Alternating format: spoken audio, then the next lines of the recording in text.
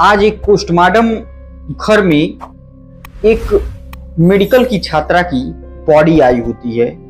वो मेडिकल की छात्रा जो उसी अस्पताल में कार्यरत होती है और वो वहाँ पीजी की पढ़ाई करती है, जिस हॉस्पिटल में वो चेस्ट विभाग के द्वितीय वर्ष में कार्यरत थी, यानी पढ़ाई कर रही थी, ट्रेनिंग भी कर रही थी और उस दौरान उसकी मौत हो जाती है।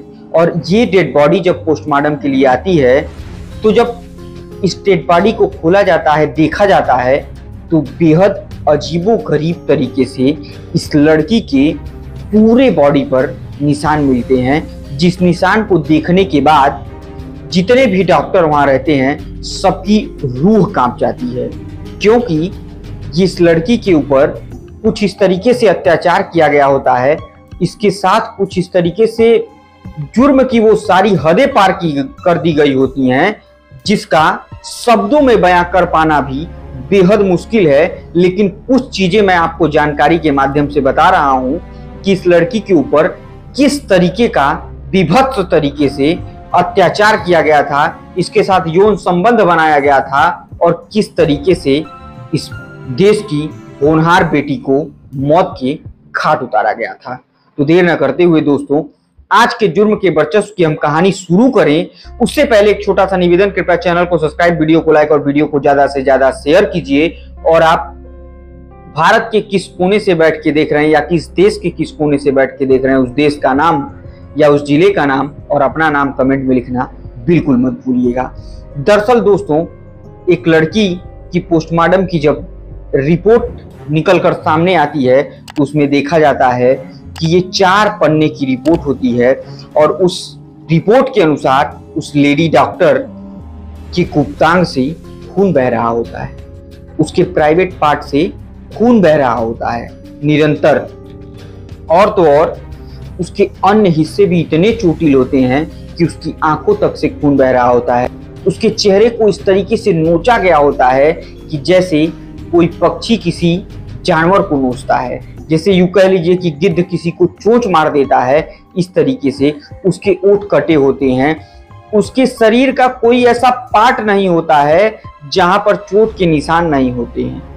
और तो और दोस्तों, के मुंह तक से खून आ रहा होता है और उसके चेहरे और नाखून तक पर भी चोट लगे होते हैं। अब आप सोच सकते हैं कि जिसके नाखून तक पर चोट लगा हो उसकी मौत कितनी भयावह रही होगी, उसके साथ कितना बड़ा अत्याचार किया गया होगा कि जिसे पूरी कहानी जब आप सुनेंगे तो यकीन मानिए आप भी रोने पर विवश हो जाएंगे।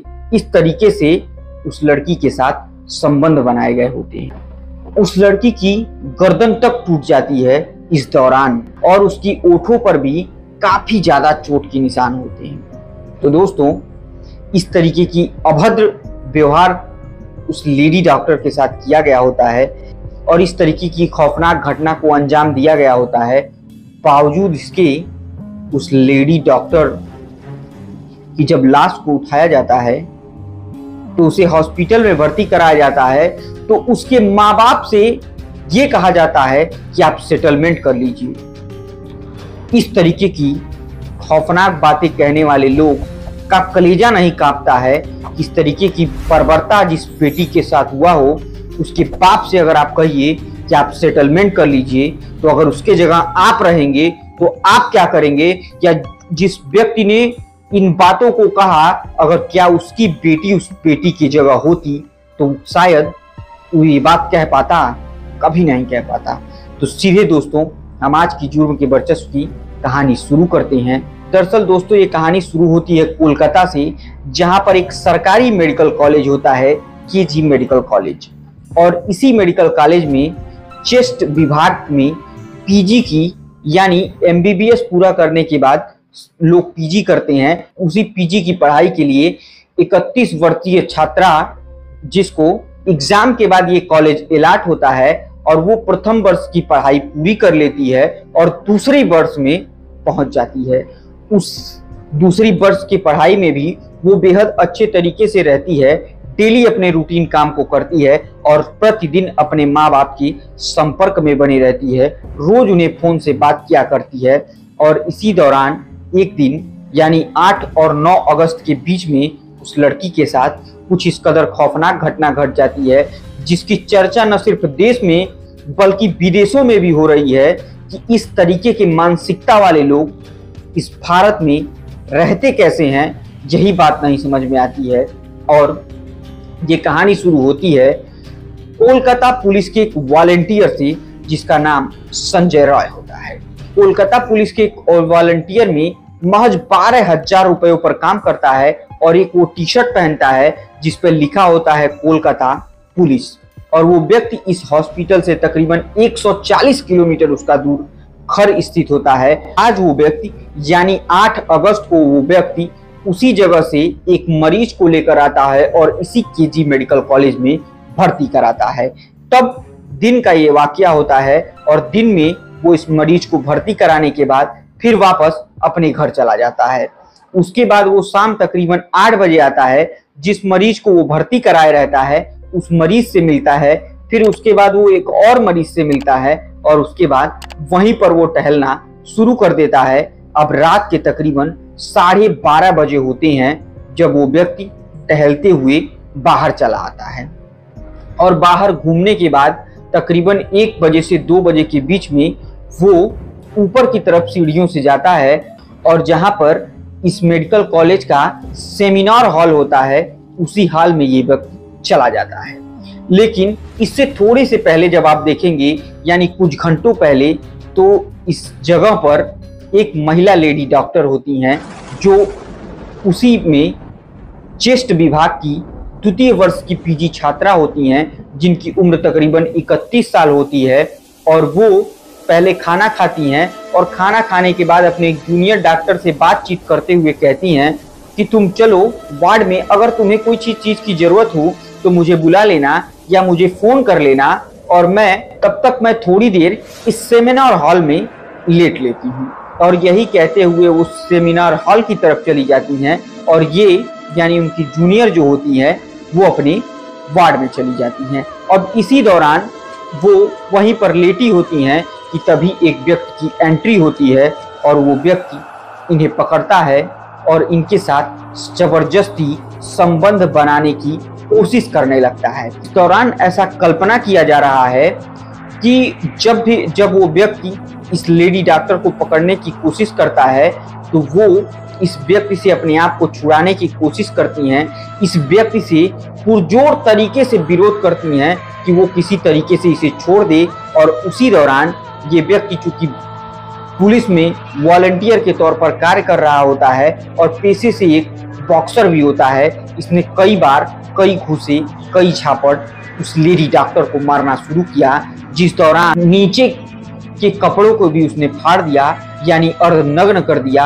और उसके बाद उस लेडी डॉक्टर के साथ बेहद विभत्स तरीके से संबंध बनाना शुरू किया। इस दौरान उस लेडी डॉक्टर के आंखों पर जो चश्मे पहने हुए थे उसने उनके सर को दबाया। उस दौरान वो चश्मे टूट जाते हैं जो आंखों के अंदर चले जाते हैं, कुछ मुंह में भी उसके शीशे के टुकड़े चले जाते हैं, जिसके बाद उनकी आंखों से निरंतर खून बहने लगते हैं। और चूंकि ये बॉक्सर होने के नाते उस लेडी डॉक्टर की सर को कुछ इस तरीके से दबा देता है कि उनकी गर्दन की हड्डियां तक टूट जाती हैं और इनके सर को एक बेहद ही किसी दीवार में या कुर्सियों के किसी चीज में लड़ाया जाता है, जिसकी वजह से इनकी मौत हो जाती है। और ये व्यक्ति अभी यहीं तक नहीं रुकता है। व्यक्ति इतना करने के बाद भी जब मन नहीं भरता है, उस लेडी डॉक्टर की पूरे शरीर को कुछ इस कदर कर देता है कि मानो वो बिटिया खून से लथपथ हो जाती है। और इस तरीके की खौफनाक घटना को अंजाम देकर उसी रात उसी हॉल से बाहर निकल जाता है और एक पुलिस के बैरक में जाकर सो जाता है।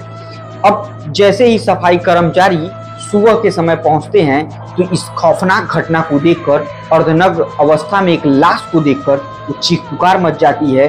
देखते ही देखते आसपास के सभी सफाई कर्मी सहित इस हॉस्पिटल के आला अधिकारी जुटते हैं और उस लाश को उठा करके एक वार्ड में रख दिया जाता है। उसके बाद इस बच्ची के परिवार वालों से संपर्क किया जाता है और बताया जाता है कि आपकी लड़की की तबीयत बेहद खराब है, आप जल्द से जल्द हॉस्पिटल आ जाइए। लेकिन अभी वो बच्ची रात के 11 बजे अपने घर पर बात की होती है, अपने माँ बाप से बात करती है तो वो बिल्कुल ठीक ठाक थी। आखिर सुबह में ऐसा क्या हो गया जिसकी वजह से उसकी तबीयत खराब हो जाती है। ये सुनने के बाद उसके माँ बाप बेहद ही किसी तरीके से जल्दी उस मेडिकल कॉलेज में पहुंचते हैं और उन्हें इस बच्ची के बारे में कुछ बताया नहीं जाता है। यही कहा जाता है कि आपकी बेटी ने अपना जीवन लीला समाप्त कर लिया। अब ये बात कुछ समझ में आती नहीं है कि जिस बिटिया से हमने 11 बजे बात किया वो सब कुछ ठीक ठाक था, तो उसने अपना जीवन लीला क्यों समाप्त किया, कैसे समाप्त किया, कौन सी रीजन थी, ये परिवार वाले जानना चाहते थे और अपनी बेटी की एक बार लाश देखना चाह रहे थे। लेकिन जो भी व्यक्ति वहां आता एक दूसरे के कानों में खुसर फुसर करता, लेकिन उस माँ बाप को ना उस बेटी का चेहरा दिखाया जाता, ना उस बेटी से बातचीत कराया जाता। और तकरीबन 3 घंटे बाद एक शख्स आता है जो कहता है कि सेटलमेंट कर लीजिए। और ये बात सुनते ही उस माँ बाप के दिलों पर क्या गुजर रहा होगा कि जिसकी बेटी मर जाए उससे कहा जा रहा हो कि आप सेटलमेंट कर लीजिए। और इस बेहद खौफनाक तरीके की घटना जब वो माँ बाप अपनी बेटी को देखते हैं सामने से, तो यकीन मानिए दोस्तों उनका कलेजा फट जाता है। वो चीखने लगते हैं, चिल्लाने लगते हैं और आखिरकार जब इस केस में कुछ नहीं हो पाता है, एक FIR तक नहीं दर्ज हो पाती है, तो उन्हें कोलकाता हाई कोर्ट में अपनी एक याचिका दायर करनी पड़ती है। जिसके बाद ममता बनर्जी की जो सरकार होती है इसकी तरफ से कहा जाता है कि मुझे 1 हफ्ते का मौका दिया जाए जिसमें मैं इस केस की पूरी छानबीन करके FIR करा दूंगी। और उसके बाद तकरीबन 5 दिनों का हाईकोर्ट मौका देती है और इस व्यक्ति को बचाने का पुरजोर कोशिश किया जा रहा होता है। बावजूद उसके हाईकोर्ट ने जब इस मामले में संज्ञान लिया तो CBI ने उस CCTV फुटेज के माध्यम से किसी तरीके से इस संजय राय नामक व्यक्ति को पकड़ा और इसके बारे में जब खुलासा करना शुरू किया दोस्तों, तो ये पॉर्न साइट का आदी था। ये कुछ इस तरीके के विभत्स तरीके से संबंध बनाए जाने वाले साइटों को देखा करता था। इस तरीके के न जाने उसने कितने वीडियो देखी थी। इसकी 4 शादियां हुई थी जिसमें 3 बीवी इसे छोड़कर भाग जाती है और 1 बीवी मर जाती है। उसे शायद कोई बीमारी रही होती है या क्या रहता है, आज तक इसका पता नहीं चलता है। इसके घर वाले में इसकी सगी बहन इससे विमुख हो जाती है और CBI इस मामले की जांच कर रही है और आगे जो होगा इस कहानी के माध्यम से हम आपको जरूर बताएंगे। लेकिन दोस्तों किसी भी एजेंसी पर यकीन करना भी थोड़ा मुश्किल है क्योंकि तमाम ऐसे मामलों पर CBI जांच कर चुकी है जिसका आज तक कोई फैसला नहीं आता है। जैसे सुशांत सिंह राजपूत का एक केस आप देख सकते हैं। तो आज के जुर्म के वर्चस्व की कहानी को हम खत्म करें उससे पहले आपसे एक छोटा सा निवेदन, कृपया चैनल को सब्सक्राइब, वीडियो को लाइक और वीडियो को ज्यादा से ज्यादा शेयर कीजिए।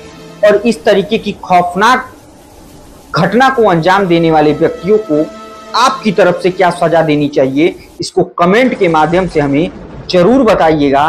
और ये बात रखना तो बिल्कुल मत भूलिएगा कि ऐसे लोगों के खिलाफ कड़ी से कड़ी कार्रवाई क्या हो सकती है। तो आज के लिए बस इतना ही। जय हिंद, जय भारत।